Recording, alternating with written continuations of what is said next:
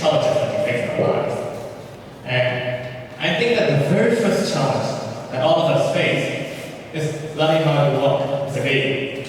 And I might as well say this, the very first challenge would as well be saying farewell to our loved ones before passing away. Now, we've been through many life challenges, and worry not, because there's always more to come. If I were to describe it, life challenges are like potholes on a highway called life. And, well, I think we can all agree that the huge side of the road has the largest potholes. See? So then, I want to start things off with a simple yet easy enough question. What's the car house of the self? Anyone? So, it's mitochondria. Now, why am I asking this? Well, it's because this was taught in our 8th grade class, to me at least. And well, it basically generates chemical energy.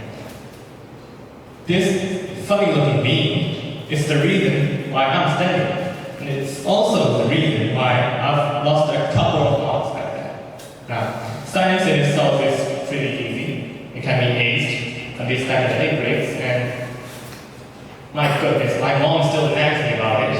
I mean, I don't really blame her though. How could I forget such a simple fact? Throughout my life, I've never actually gotten grade lower than an A on my report cards. And to be frank, I don't really get why so many people make such a fuss about it. It's easy. There's no sugarcoating it. So academic pressure for me was quite unheard of until that incident.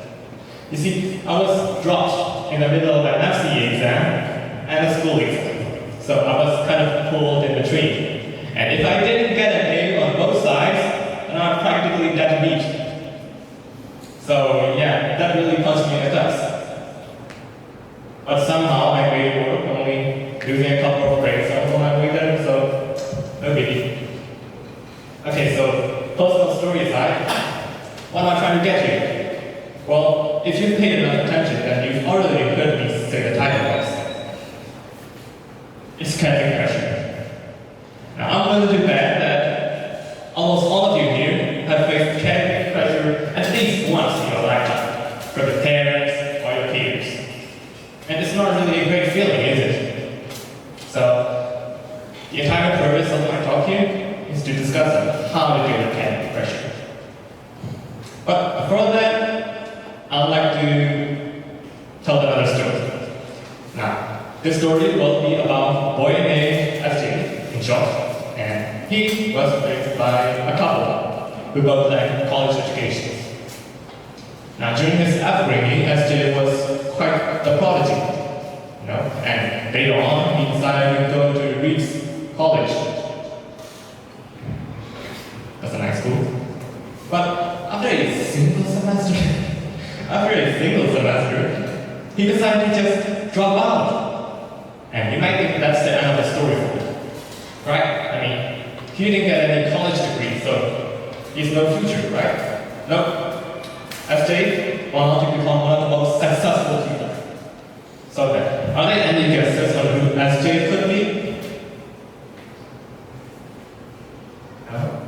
It's Stephen Jens. Now, I'm sure you know who that is, right? He's basically one of the most popular people, right? Stephen Jens. No? Of course not, it's Steve Jobs. Okay. What am I trying to say? Well, like I said, Steve Jobs never graduated from college, and later on described it as one of the best decisions he ever made. Well then, what does Steve Jobs have to do with academic pressure? Well, the story of Steve Jobs actually tells us that we don't always have to stick with curriculum. Just like how Steve Jobs dropped out of college, yet still end up being successful means that we're not really required to have a degree from a really expensive college or a really famous one. No. So after all, we shouldn't really be stressed over all of our school exams and tests that much. I mean, not knowing the independence state of Vietnam isn't going to make us homeless, is Okay, so then how do we actually deal with peer pressure? Well, there's two ways. The first way is to set a plan for the future. Now, I've said that you don't have to go by the rules of the book, but honestly, not having a future goal at this age is far worse than you can imagine. Sure, Steve Jobs dropped out of college, but he didn't do that just because he felt like it. No, he had a plan in his life. Steve Jobs was well versed in a field of technology, and he's also quite talented in engineering too. So he walked his way up as a video game developer and became who he was. Now, to give an example, let's just say that I plan on becoming a doctor, since that's what my parents want to do. Now, I'll know that subjects such as biology will be crucial for my future, while on the other hand, geography or history will be no use, little of no use to it.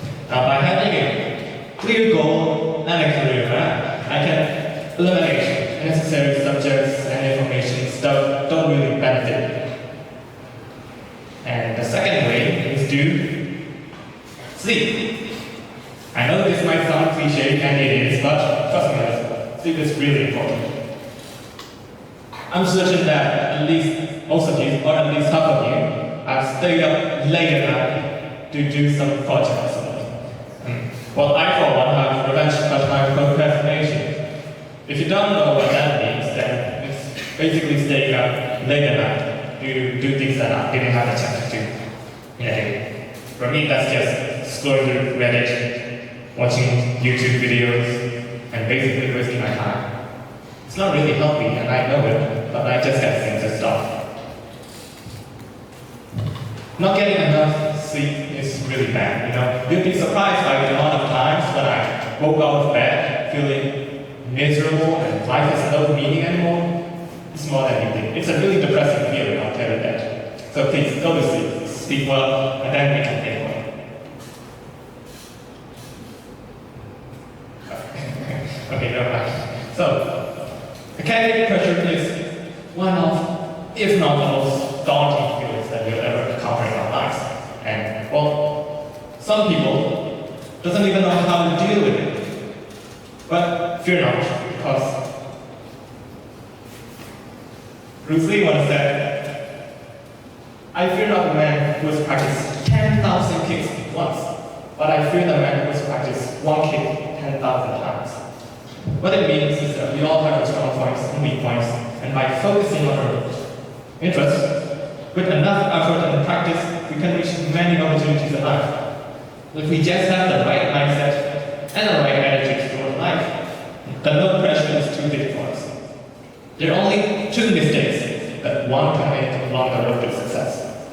Not going all the way and not starting. So why hesitate? And if there are any parents listening to this, then I'd like to say, Jack Ma, the founder of Alibaba, once told his son, you don't need to be in the top 3 in the class. Being in the middle is fine, so long as your grades are bad. Only this kind of person has enough free time to learn the skills. I hope you all get my message, and that will be the end. Thank you.